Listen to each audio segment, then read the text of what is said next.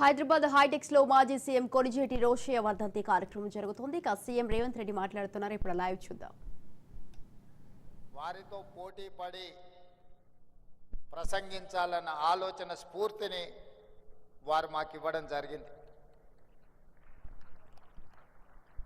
ఈరోజు ఒక మాట ఈ వేదిక మీద నుంచి నేను అధికారికంగా చెప్పదలుచుకున్నాను. తెలంగాణ రాష్ట్ర విభజన సందర్భంగా 16,000 కోట్ల రూపాయల మిగులు బడ్జెట్తో తెలంగాణ రాష్ట్రం ఏర్పడ్డది అని అంటే 16 సార్లు రోసయ్య గారు ఆర్థిక మంత్రిగా ఉమ్మడి రాష్ట్రంలో ఒక నిబద్ధతను,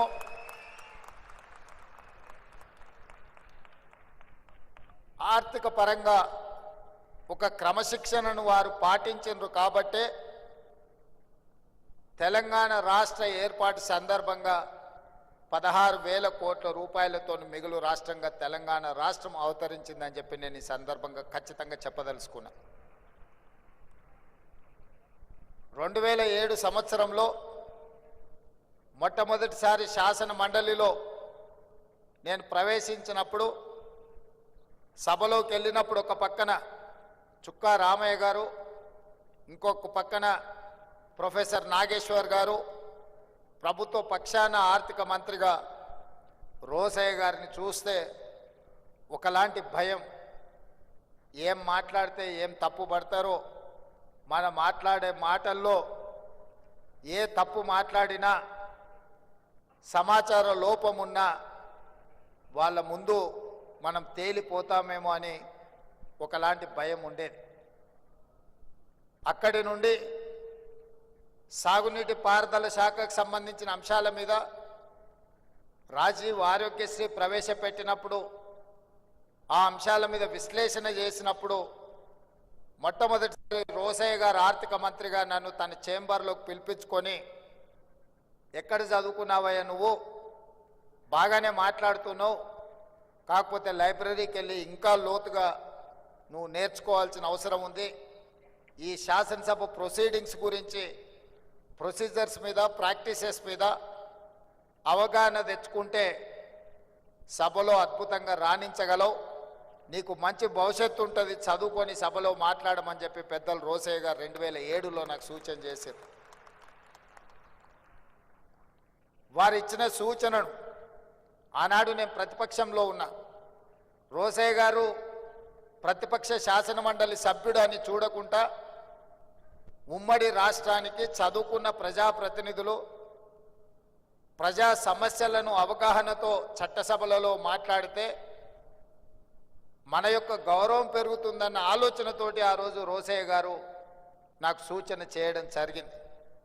వారి సూచనతో చదువుకొని వారికే ఇబ్బందికరమైన పరిస్థితులు కల్పించే విధంగా శాసన మండలిలోనే మాట్లాడేవాడిని. ఆ మాట అన్నా, సార్ మీరు సూచన చేస్తూ నేను చదువుకొని వస్తే ప్రభుత్వానికి ఇబ్బంది కలిగినప్పుడు, ప్రభుత్వం సమస్యలో ఇరుక్కున్నప్పుడు డాక్టర్ వైఎస్ రాజశేఖర రెడ్డి గారు ఆ సమస్యను పరిష్కరించడానికి మిమ్మల్నే పంపుతాడు కదా, అది మీకు కూడా ఇబ్బంది అవుతుంది కదా అని నేను వారిని అడిగిన.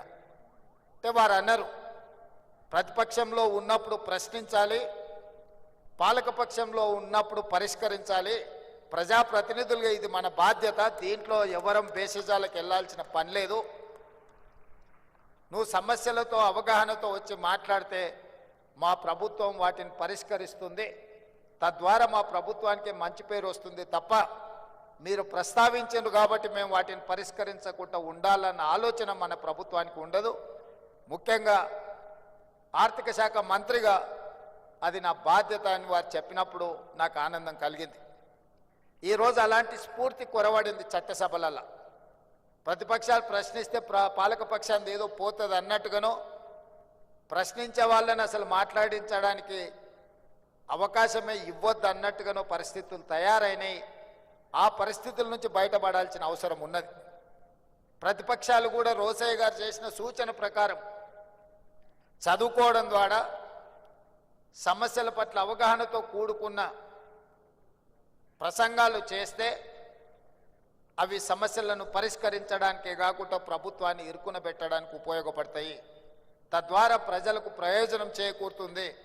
తద్వారా శాశ్వతంగా ప్రజలలో ఒక చెరగని ముద్ర ఈరోజు రోసయ్య గారు వారి కుటుంబం రాజకీయాలలో లేరు. రాజకీయ అవసరాల కోసం మనం వెళ్తే వాళ్ళు పరిష్కరించగలిగిన పరిస్థితుల్లో ఉండకపోవచ్చు. అయినా ఇన్ని వేల మంది ఈరోజు ఇక్కడికి వచ్చిండ్రు అని అంటే శాసనసభ్యుడిగా, శాసనమండలి సభ్యుడిగా, పార్లమెంట్ సభ్యుడిగా, ఉమ్మడి రాష్ట్ర ఆర్థిక మంత్రిగా వివిధ శాఖలను నిర్వహించిన అనుభవంతో వారు ముఖ్యమంత్రిగా, గవర్నర్గా దాదాపుగా 50 సంవత్సరాల పైగా ప్రజా జీవితంలో వారు రాణించినరు. ఎన్జి రంగా గారి శిష్యుడిగా వారు ఒక గొప్ప గుర్తింపును తీసుకొచ్చిండ్రు. తమిళనాడుకి ఏ గవర్నర్ వెళ్ళినా, తమిళనాడు రాష్ట్రంలో గవర్నర్ ఎవరు బాధ్యతలు నిర్వహించినా ఏదో ఒక వివాదంలో ఇరుక్కోవడమో లేకపోతే ఆ ముఖ్యమంత్రులతో తగవు పెట్టుకొని వారు ఏదో ఒక సమస్యలో కూరుకుపోవడమో జరుగుతుంది. కానీ అనుభవం కలిగిన రోసయ్య గారు అత్యంత రాజకీయ వివాదాస్పదమైన తమిళనాడు రాష్ట్రంలో కూడా గవర్నర్గా రాణించి వారి యొక్క అనుభవాన్ని అక్కడ వారు ప్రదర్శించారు. అంటే వారి స్ఫూర్తి, వారి పట్టుదల, మాటలలో వారి చతురత, పాలకపక్షంలో ఉంటే ప్రతిపక్షాలను ఇరుకునబెట్టడం కానీ, ప్రతిపక్షంలో ఉంటే ఎవరు ముఖ్యమంత్రిగా ఉన్నా వారిని ఇరుకునబెట్టే విధానం మనం నేర్చుకోవాల్సిన అవసరం ఉన్నది. ఈరోజు ముఖ్యమంత్రిగా వారు ఆనాడు మర్రి చెన్నారెడ్డి కావచ్చు, నేదురుమల్లి జనార్దన్ రెడ్డి గారు కావచ్చు, భవనం వెంకట్రామ్ గారు కావచ్చు, అంజయ్య గారు కావచ్చు, లేదా డాక్టర్ వైఎస్ రాజశేఖర రెడ్డి గారు కావచ్చు, వాళ్ళు ప్రశాంతంగా ప్రభుత్వాన్ని నడిపి ముఖ్యమంత్రులుగా వారు అధికారాన్ని చెలాయించిందంటే సమస్యల్ని పరిష్కరించడానికి కుడిభుజంగా రోసయ్య గారు ఉన్నారు కాబట్టే వారు ప్రశాంతంగా ముఖ్యమంత్రులుగా కార్యక్రమాలను నిర్వహించారు.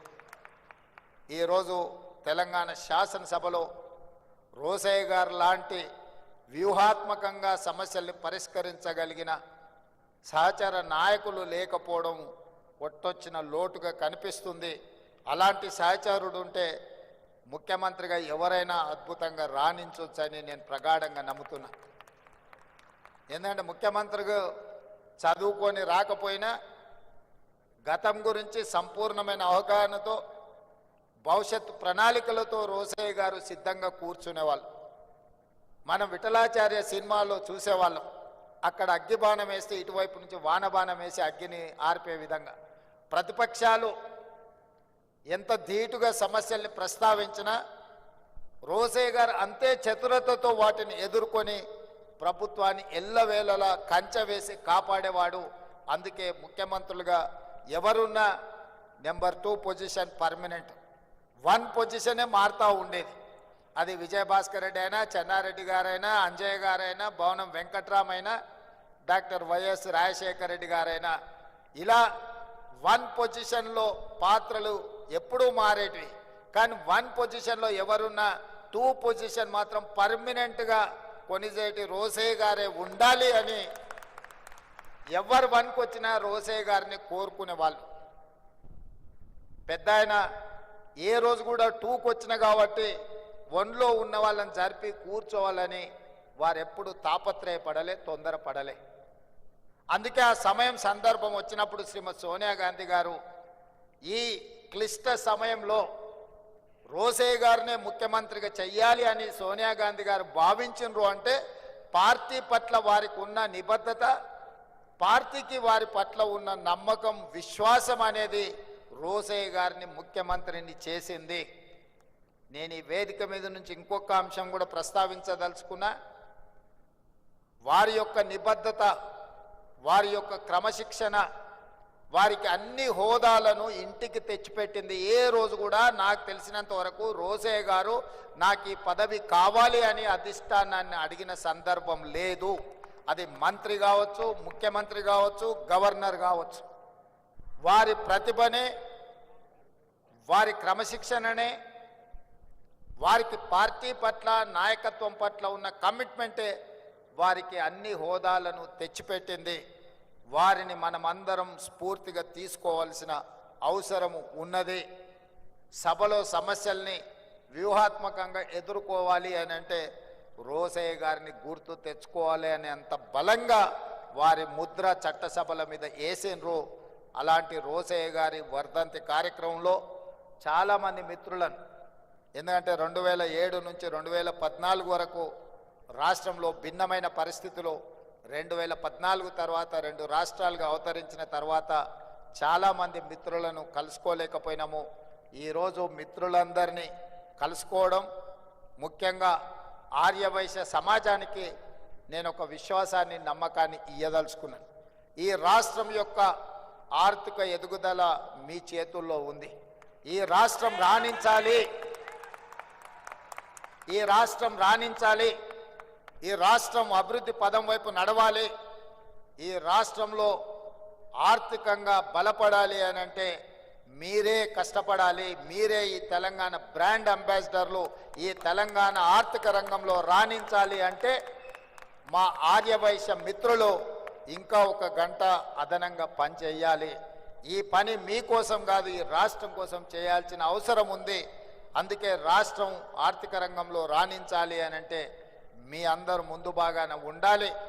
మీ వ్యాపారాలకు ఎలాంటి అనుమతులు కావాలన్నా ప్రభుత్వం వైపు నుంచి ఎలాంటి ఇబ్బంది లేకుండా చూసే బాధ్యత నాది. అదేవిధంగా రాజకీయాలలో కూడా ఆర్యవైశ్యులకు తప్పకుండా పార్టీ సముచితమైన స్థానం ఇస్తుంది. కోమటిరెడ్డి వెంకటరెడ్డి గారు నా చెవిలో చెప్తున్నాడు, మనము ఆర్యవైశ్య మిత్రులను ప్రభుత్వంలో కూడా భాగస్వాములను చేయాల్సిన అవసరం ఉన్నదని, తప్పకుండా మీ అందరి మనసుల్లో ఏముందో అది కోమటిరెడ్డి వెంకటరెడ్డి గారు నాకు చెప్పినరు. తప్పకుండా అధిష్టానం దృష్టికి ఈ అంశాలను నేను తీసుకువెళ్తా. అదేవిధంగా రోసయ్య గారి విగ్రహం ఉండాలి అని మిత్రులు ప్రస్తావించరు. 100% రోసయ్య గారు ఒక సందర్భంలో వారు ముఖ్యమంత్రిగా ఉన్నప్పుడు చంద్రబాబు నాయుడు గారితో కలిసి నేను వారి ఇంటికి వెళ్ళిన ఒక రిప్రజెంటేషన్ తీసుకెళ్ళి వారితో మాట్లాడుతూ ఆ రోజు తెలంగాణ ఉద్యమానికి సంబంధించిన అంశాలు ప్రస్తావనకు వచ్చినప్పుడు రోసయ్య గారు ఒక మాట చంద్రబాబు నాయుడు గారికి చెప్పారు, చూడయ్య చంద్రబాబు, నాకు చీరాలలో అక్కడ ఏమీ లేదు, 50 సంవత్సరాల క్రితం అక్కడ ఉన్నది అమ్ముకొని హైదరాబాద్కు వచ్చి అమీర్పేట్ ప్రాంతంలో ఇల్లు కట్టుకున్నా. నేను హైదరాబాద్ వాడినే తప్ప నాకు ఆ రాష్ట్రమా ఈ ప్రాంతమా అని లేదు, 2 ప్రాంతాలు నాకు సమానమే, నేను హైదరాబాద్ వాడిని అని చెప్పిండు. ఈరోజు నికార్సైన హైదరాబాద్ ఎవరైనా ఉన్నారంటే రోసయ్య గారు అని చెప్పి నేను సంపూర్ణంగా విశ్వసిస్తున్నా. అలాంటి నికార్సైన హైదరాబాదీ రోసయ్య గారికి హైదరాబాద్ నగరంలో విగ్రహం లేకపోవడం అనేది లోటు. తప్పకుండా రాష్ట్ర ప్రభుత్వం ఒక మంచి ప్రాంతాన్ని మీరు చూసి ప్రభుత్వానికి సూచన చేయండి. మా R&B శాఖ మంత్రి కోమటిరెడ్డి వెంకటరెడ్డి గారికి ఏ ప్రాంతంలో రోసయ్య గారి విగ్రహం పెడితే బాగుంటుందో ఒక ప్రాంతాన్ని సూచన చెయ్యండి. తప్పకుండా రోసయ్య గారి రాబోయే 4వ వర్ధంతి లోపులోనే రోసయ్య గారి విగ్రహాన్ని మనం పెట్టుకుందాము. ఎందుకంటే వారు అందరికీ స్ఫూర్తి, ఆర్యవైశ్య మిత్రులకే కాదు, ప్రజా జీవితంలో ఉన్న వార్డు మెంబర్ నుంచి పార్లమెంట్ మెంబర్ వరకు, రాష్ట్ర మంత్రి నుంచి కేంద్ర మంత్రి వరకు, ముఖ్యమంత్రుల వరకు రోసయ్య గారు ఒక స్ఫూర్తి. అలాంటి వ్యక్తుల విగ్రహాలు ఉండడం ద్వారా ఈ సమాజానికి ఒక మంచి సందేశాన్ని ఇచ్చిన వాళ్ళం అవుతాము. తెలంగాణ రాష్ట్ర ముఖ్యమంత్రిగా మా ఆర్యవైశ్య మిత్రులకు నేను మాటిస్తున్నా, మీరు మంచి ప్రాంతంలో రోసయ్య గారి విగ్రహం పెట్టడానికి మీరు ఏర్పాట్లు చేసుకోండి. రాష్ట్ర ప్రభుత్వం అనుమతిస్తుంది. ఆ ప్రాంతాన్ని రోసయ్య గారి పేరు మీద అభివృద్ధి చేసే బాధ్యత మా ప్రభుత్వం తీసుకుంటుంది అని చెప్పి ఈ సందర్భంగా మీకు అందరికీ తెలియజేస్తూ, ఏది ఏమైనా చాలామంది నిర్వాహకులు ఇందులో భాగస్వాములు ఉన్నారు. వారికి పేరు పేరున మనస్ఫూర్తిగా ఒక మంచి కార్యక్రమాన్ని ఏర్పాటు చేసినందుకు అభినందిస్తున్నా. అదేవిధంగా Pendakanti educational academy, Vasavi engineering college ఒక అద్భుతమైన సంస్థ, రామ్మోహన్ రావు గారిని సన్మానించడం అనేది నాకు ప్రత్యేకమైన గౌరవం. ఎందుకంటే వారితో నాకు చాలా సంవత్సరాల నుంచి పరిచయం ఉన్నది. వారు ఎంత నిబద్ధతతోని వాసవి ఇంజనీరింగ్ కాలేజు నిర్వహించినరో నాకు తెలుసు. ఈ మధ్య కాలంలోనే ఫీ రియంబర్స్మెంట్ ఇష్యూస్ వచ్చినప్పుడు సిబిఐటి, వాసవి ఇట్లాంటి ఇన్స్టిట్యూషన్స్కి గ్రీన్ ఛానల్లో ఆ ఫీజు రియంబర్స్మెంట్ ఇవ్వాలి. ఎందుకంటే ఆ సంస్థలు లాభాపేక్ష లేకుండా ప్రజల కోసమే ఉపయోగపడే విధంగా సంస్థలు నడుపుతున్నారు అని చెప్పి మా అంతర్గత సమావేశంలో మా ఆర్థిక మంత్రి బట్టి విక్రమార్క గారికి నేను సూచన చేయడం జరిగింది. వాసవి ఇంజనీరింగ్ కాలేజ్ వాసవి సంస్థల్ని నిలబెట్టండి.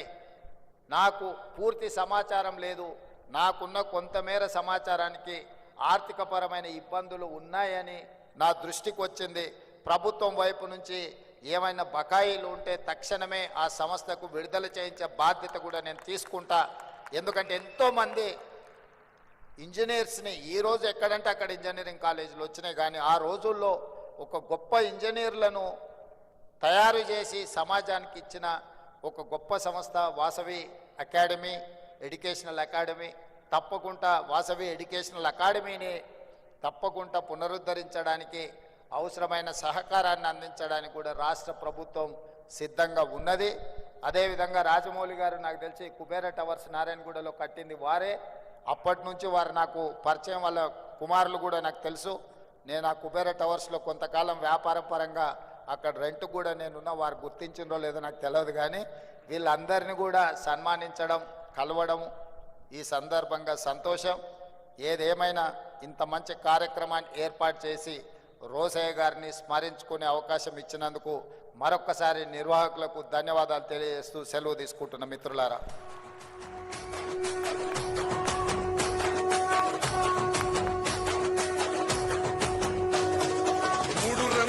Thank you, sir. Thank you very much. Thank you for your visionary words. Mari core committee pakshana